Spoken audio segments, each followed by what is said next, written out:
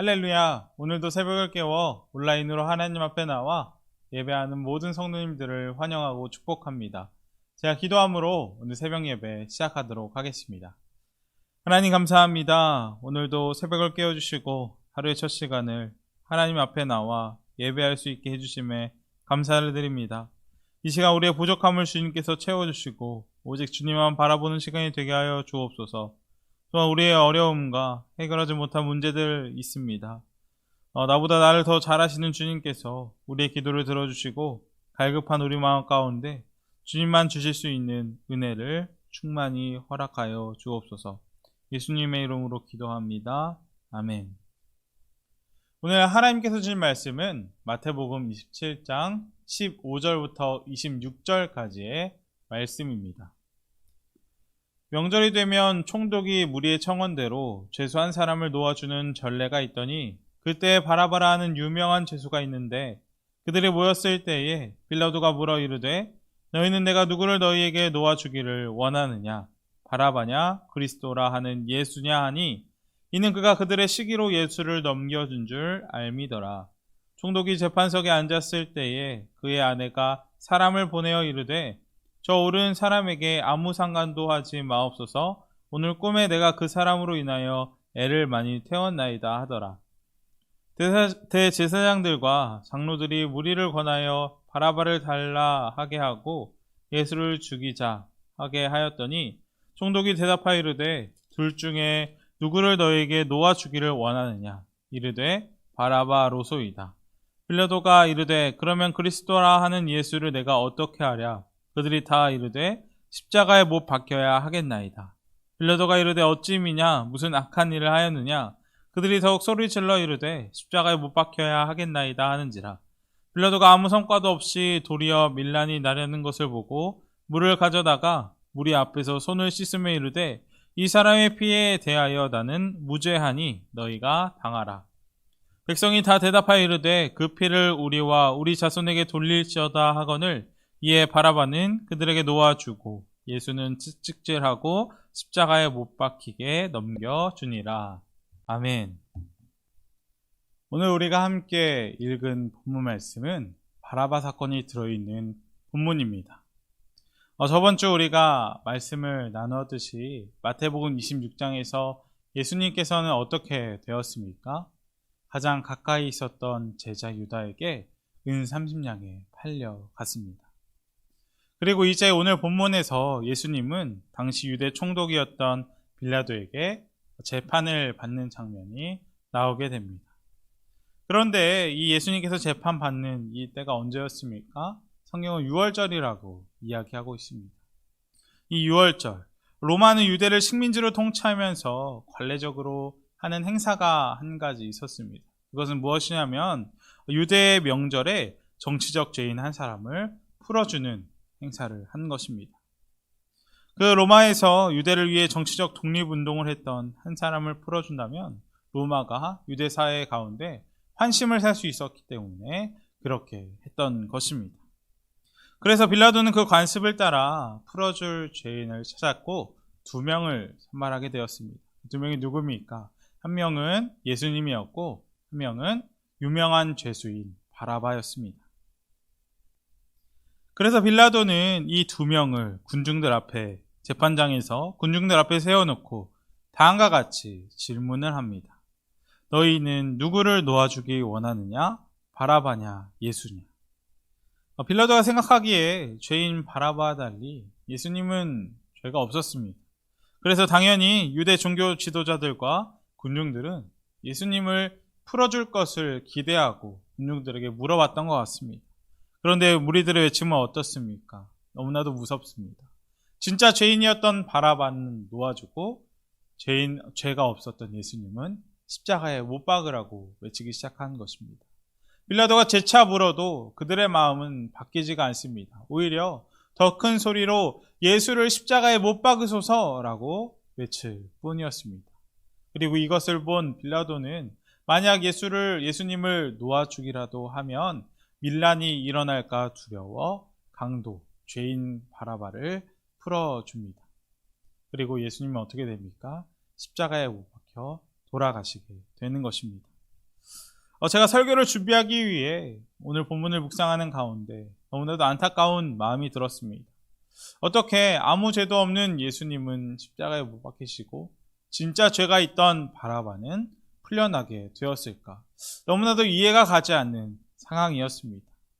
그러나 분명 이런 이해가 가지 않는 상황에도 하나님께서 개입하셔서 하나님의 선으로 만들어 가시지만 저는 오늘 본문을 통해 하나님께서 우리에게 주시고자 하는 말씀이 도대체 무엇일까 고민하였습니다. 왜 죄인이었던 바라바는 풀려나게 되고 죄가 없었던 예수님은 십자가에 못 박히셨을까 생각해 보았습니다. 그리고 저는 오늘 본문을 통해 하나님께서 우리에게 주시고자 하는 교훈을 세 가지로 정리를 했고 그 은혜를 함께 나누고자 합니다. 제가 생각한 오늘 본문이 주는 첫 번째 교훈은 진리가 더 이상 진리가 될 수 없다라는 교훈입니다. 빌라도의 재판 가운데 주님은 아무 죄가 없었음에도 사형 선고를 받았습니다. 분명 예수님은 진리 그 자체입니다. 그러나 유대 종교 지도자들은 어떻게 합니까? 예수님께서 어떤 분임인지를 보고도 자신의 욕심과 탐욕 때문에 예수님을 제대로 보지 못했습니다. 오히려 예수님을 죄인으로 고발할 뿐입니다. 그래서 예수님은 이들을 보시고 어떻게 합니까? 한탄하셨다고 이야기합니다. 요한복음 8장 45절입니다. 내가 진리를 말함으로 너희가 나를 믿지 아니하는도다. 그러나 더 안타까운 것은 무엇이냐면 진리를 보지 못한다는 것이 2000년 전 그 당시 상황이나 지금 우리가 살고 있는 세상이나 전혀 다를 것이 없다는 것입니다. 저는 요즘 하나님을 부인하는 사람들이 엄청나게 예전보다 더 많아진 것을 느낍니다. 코로나19의 영향도 있겠지만 그 전부터 급속도로 하나님을 부인하는 생각들이 세상에 만연해 가고 있는 것을 봅니다. 그래서 세상은 무신론을 어떻게 이야기합니까? 하나님을 믿지 않는 것이 상식적인 것으로 이야기하고 과학을 하는 것, 과학을 믿는 것이 좀 더 이성적인 것이라고 이야기를 합니다.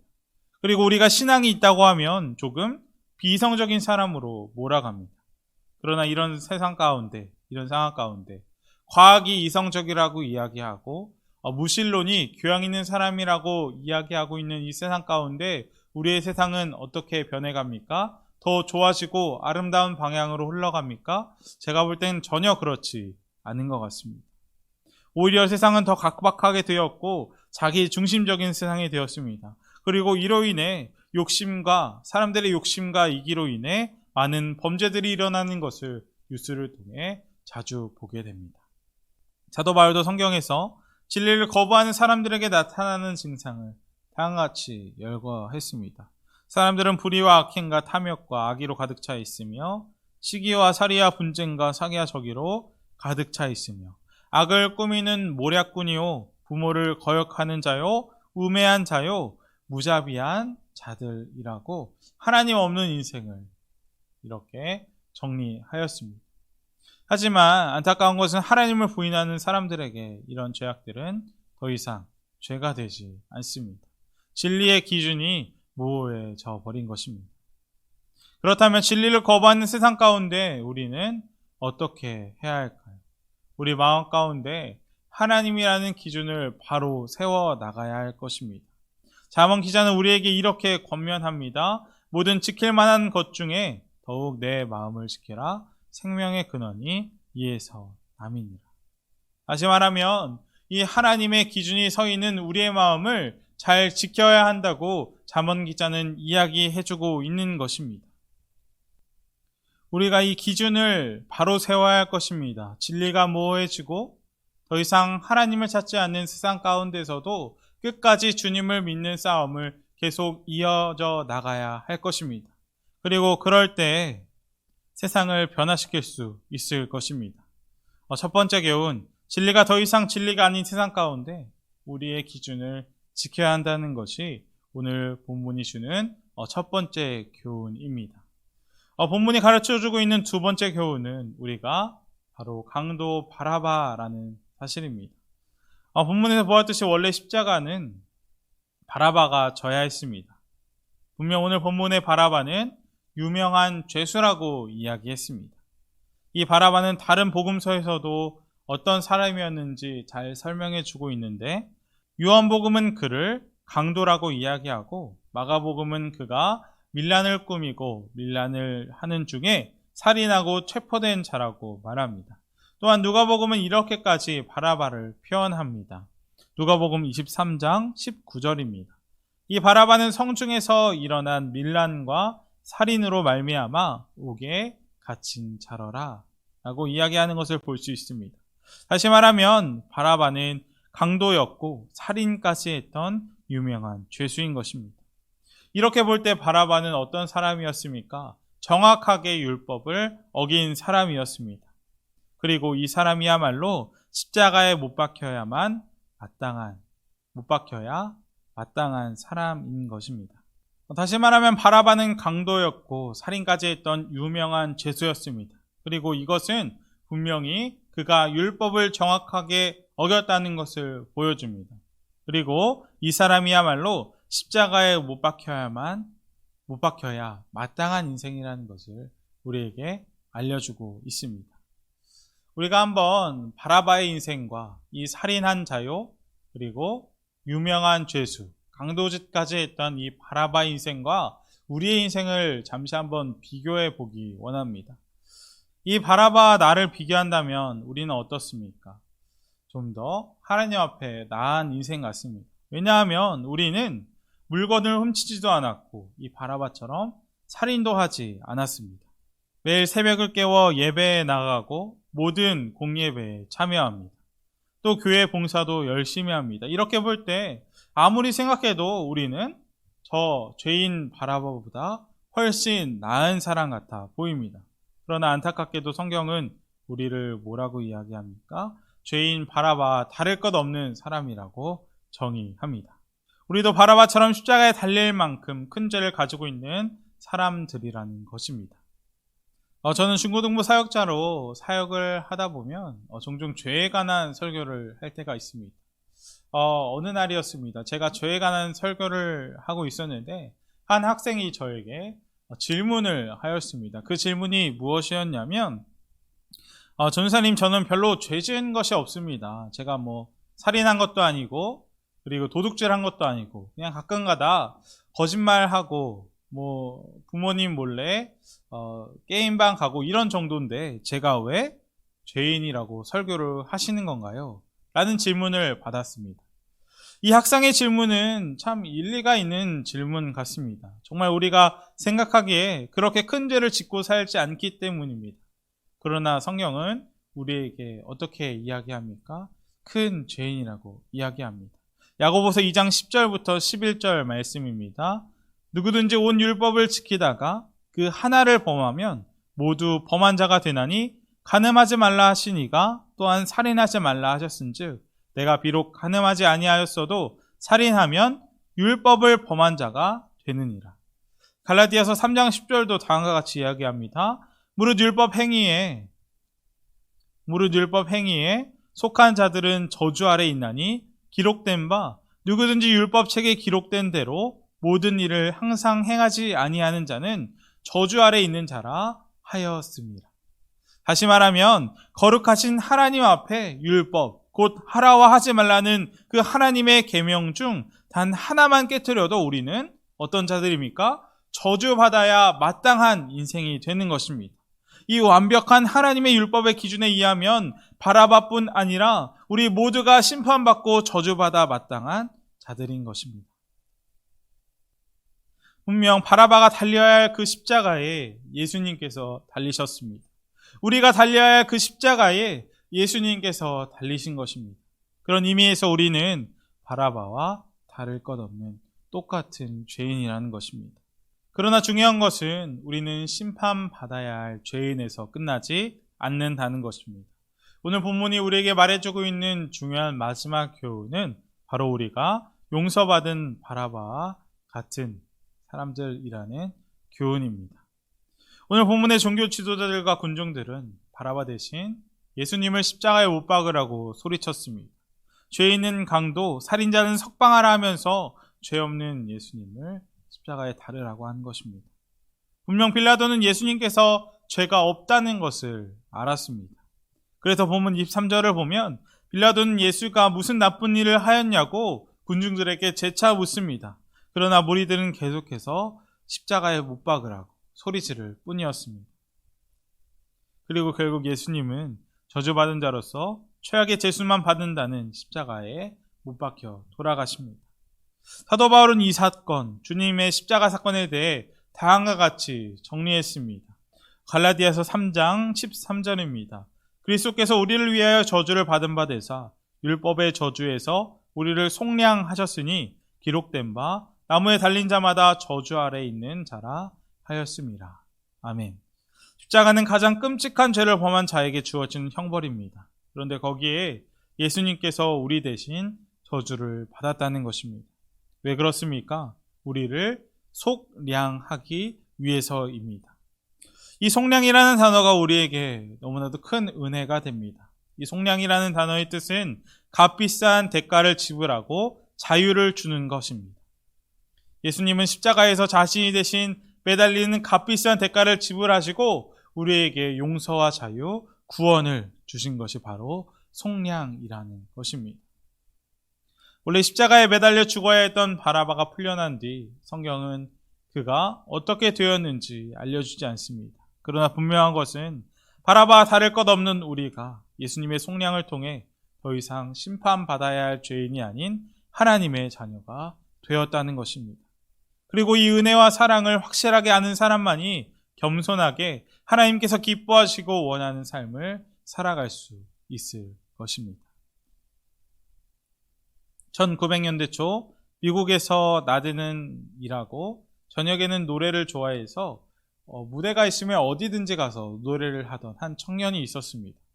하루는 노래하는 그를 보던 한 사람이 그 예수님을 알고 예수님에게 그의 재능을 바치면 얼마나 좋을까 생각을 해서 그를 그 노래를 좋아하는 청년을 무디 전도 집회에 초청했다고 합니다. 그리고 그 청년은 그곳에서 예수님을 영접하게 됩니다.